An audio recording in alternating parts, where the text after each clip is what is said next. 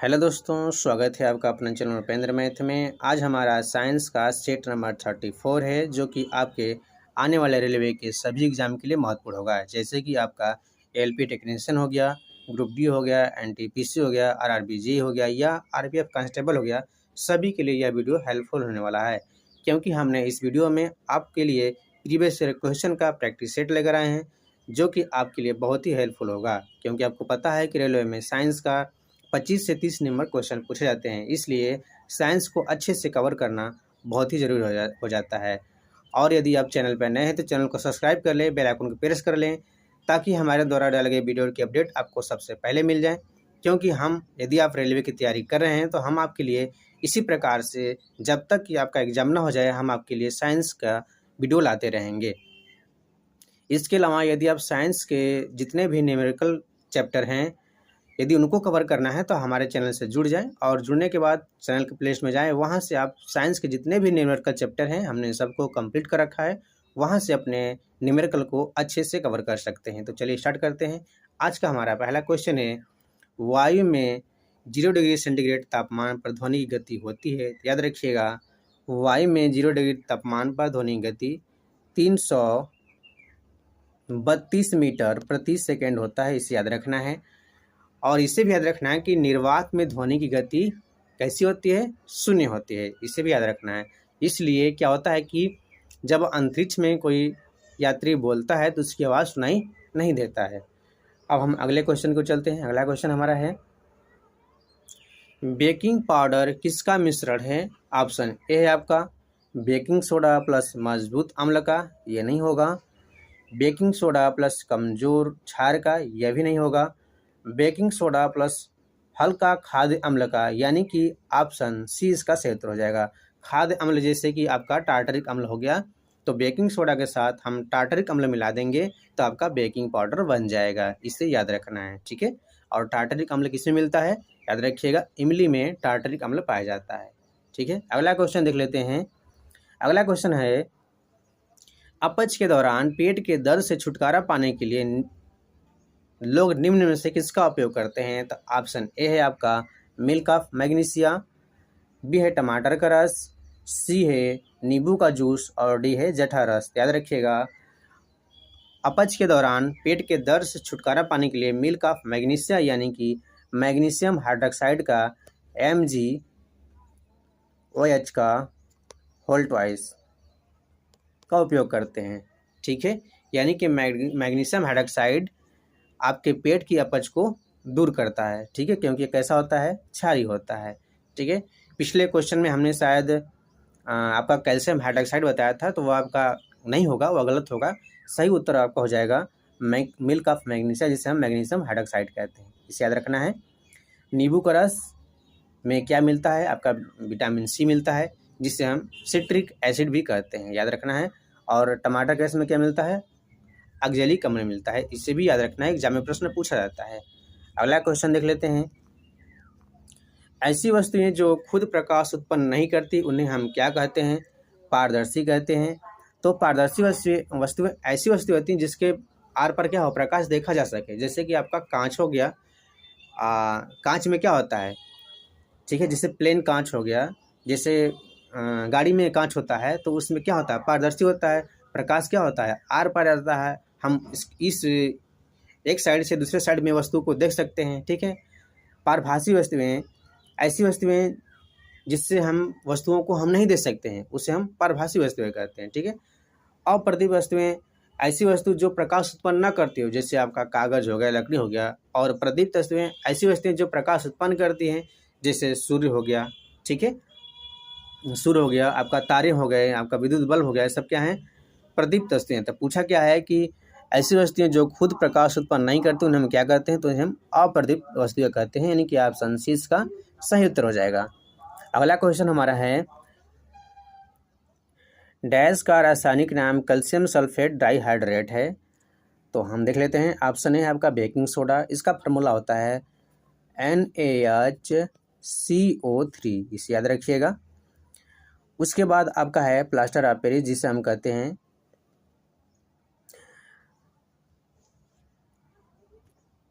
अगला क्वेश्चन है, डैश का रासायनिक नाम कैल्शियम सल्फेट डाइहाइड्रेट है। तो ऑप्शन ए है आपका बेकिंग सोडा, जिसका रासायनिक फार्मूला है NaHCO3।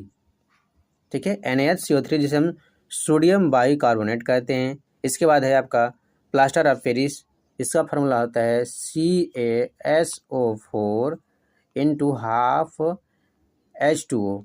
ठीक है, H2O। उसके बाद है आपका जिप्सम, इसका फार्मूला होता है CaSO4 इंटू 2H2O। ठीक, उसके बाद है धावन सोडा, इसका फार्मूला होता है Na2CO3 इंटू 10H2O। ये सब याद रखना है, एग्जाम प्रश्न पूछा जाता है। तो पूछा क्या है, कैल्शियम सल्फेट डाइहाइड्रेट यानी किसमें जल के दो अणु हैं, तो आपका जिप्सम में है, जिसे हम कैल्शियम सल्फेट कहते हैं, यानी कि ऑप्शन सी इसका सही उत्तर हो जाएगा। ठीक है, यदि जिप्सम को हम 343 डिग्री सेंटीग्रेड पर, किस पर 343 डिग्री सेंटीग्रेड पर गर्म करें तो किस में बदल जाता है, वो आपका प्लास्टर ऑफ पेरिस में बदल जाता है, जिससे हम कैल्शियम सल्फेट हेमीहाइड्रेट कहते हैं। ठीक है, इसे याद रखना है। अगला क्वेश्चन देख लेते हैं। अगला क्वेश्चन हमारा है वायुमंडलीय दाब और वाष्पोत्सर्जन की दर एक दूसरे के क्या होते हैं, तो एक दूसरे के व्युत्क्रमानुपाती होते हैं। यानी कि जब आप वायुमंडलीय दाब को बढ़ाएंगे, ठीक है, तो वाष्पोत्सर्जन की दर क्या हो जाएगा, कम हो जाएगा। यदि वायुमंडलीय दाब कम होगा, ठीक है, तो वाष्पोत्सर्जन की दर भी बढ़ जाएगा, यानी कि इसका उत्तर ऑप्शन बी सही उत्तर हो जाएगा। अगला क्वेश्चन देख लेते हैं। रात्रि में तारे डैश के कारण टिमटिमाते दिखाई देते हैं। पहला है आपका तारे के प्रकाश के वायुमंडलीय परावर्तन के कारण, यह गलत हो जाएगा। बी है वायुमंडलीय वर्ण विक्षेपण के कारण, यह भी गलत हो जाएगा। सी है तारों के प्रकाश के वायुमंडलीय अपवर्तन के कारण, यानी कि ऑप्शन सी इसका सही उत्तर हो जाएगा। जो तारे टिमटिमाते दिखाई देते हैं वह अपवर्तन के कारण होता है। ठीक है, अगला क्वेश्चन देख लेते हैं। भूपर्पटी में सर्वाधिक प्रचुर मात्रा में पाई जाने वाली धातु कौन सी है, याद रखिएगा।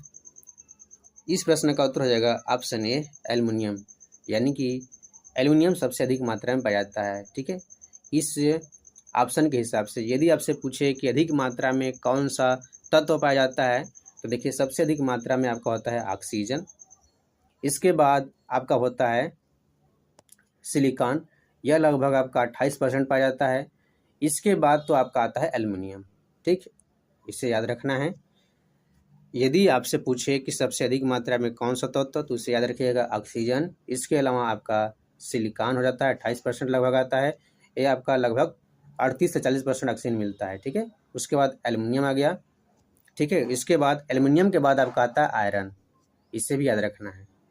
ठीक है, अगला क्वेश्चन है रात के समय प्रकाश संश्लेषण के बिना डैश का उत्सर्जन एक मुख्य विनिमय गतिविधि है, तो ऑप्शन ए है हाइड्रोजन, बी है कार्बन डाइऑक्साइड, सी है ऑक्सीजन और डी है जल। याद रखिएगा वह आपका हो जाएगा कार्बन डाइऑक्साइड, यानी कि ऑप्शन बी इसका सही उत्तर हो जाएगा।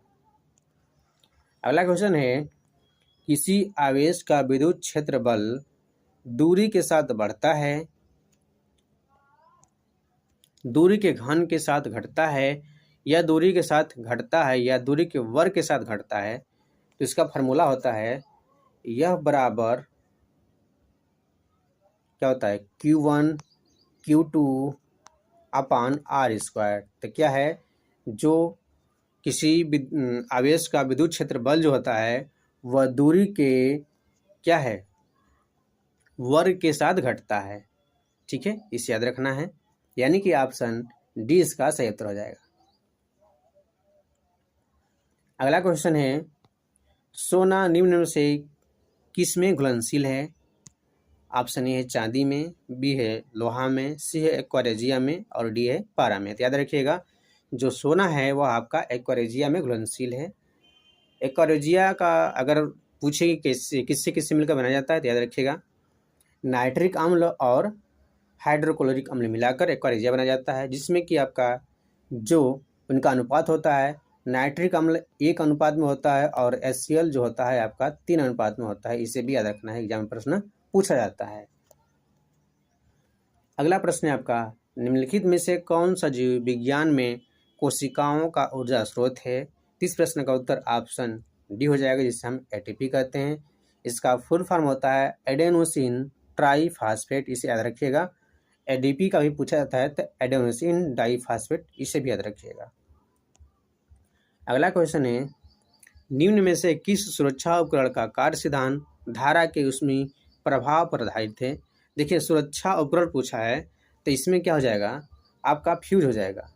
ठीक है, ऊष्मीय प्रभाव पर तो हीटर भी कार्य करता है, लेकिन यहाँ पे सुरक्षा उपकरण तो कौन सा है, आपका फ्यूज है। तो इस प्रश्न का उत्तर ऑप्शन डी हो जाएगा। अगला क्वेश्चन है, धातु ऑक्साइड बनाने के लिए डैश की भाप के साथ अभिक्रिया कराई जाती है, कौन सा हो जाएगा उत्तर? ऑप्शन है पोटेशियम। तो पोटेशियम आपका किससे अभिक्रिया करता है? यह आपका वायुमंडल में ऑक्सीजन के साथ अभिक्रिया करता है। ठीक है, सोडियम भी आपका ऑक्सीजन से अभिक्रिया करता है, यानी कि ठंडे के जल से साथ तेजी से अभिक्रिया करता है। कैल्शियम भी ठंडे जल से अभिक्रिया करता है। उसके बाद जो आयरन है यह आपका भाप से अभिक्रिया करता है। ठीक है, यानी कि ऑप्शन डी इसका सही उत्तर हो जाएगा, याद रखिएगा। और जो पोटेशियम है, सोडियम है, ये सबसे ज़्यादा क्रियाशील धातु है, इसे भी याद रखना है। ठीक है, अगला प्रश्न है आपका, पादपों में जल के परिवहन में वाष्पोत्सर्जन की क्या भूमिका होती है? तो आपको बताना है कि यह पानी के विसरण को बढ़ावा देता है, यानी कि ऑप्शन बी इसका सही उत्तर हो जाएगा। ठीक है, अगला क्वेश्चन है, डायोड को एक डैश के रूप में प्रयोग किया जाता है, तो ऑप्शन है रेक्टिफायर के रूप में, बी है आपका एम्पलीफायर के रूप में, सी है मैग्नीफायर और डी है प्यूरीफायर। याद रखिएगा, जो डायोड है वह रेक्टिफायर के रूप में उपयोग किया जाता है, यानी कि ऑप्शन ए इसका सही उत्तर हो जाएगा। ठीक है, क्या करता है यह आपका एसी को डीसी में परिवर्तित करता है, कौन? डायोड। ठीक है, अगला क्वेश्चन है, धातु ऑक्साइड बनाने के लिए, यह प्रश्न आपका हो गया है। अगला क्वेश्चन देख लेते हैं, फलों में मुख्यतः कौन सा हार्मोन प्रचुर मात्रा में पाया जाता है? ऑप्शन है एब्सिसिक अम्ल, बी है ऑक्सिन अम्ल, सी है जिबरेलिन अम्ल और डी है साइटोकिनिन अम्ल। याद रखिएगा, फलों में मुख्यतः सबसे अधिक मात्रा में साइटोकिनिन हार्मोन पाया जाता है, यानी कि ऑप्शन डी इसका सही उत्तर हो जाएगा। तो दोस्तों, आज का हमारा क्वेश्चन कंप्लीट हुआ। यदि वीडियो पसंद आया तो वीडियो को लाइक, शेयर और चैनल को सब्सक्राइब जरूर कीजिएगा। तो आज के लिए धन्यवाद।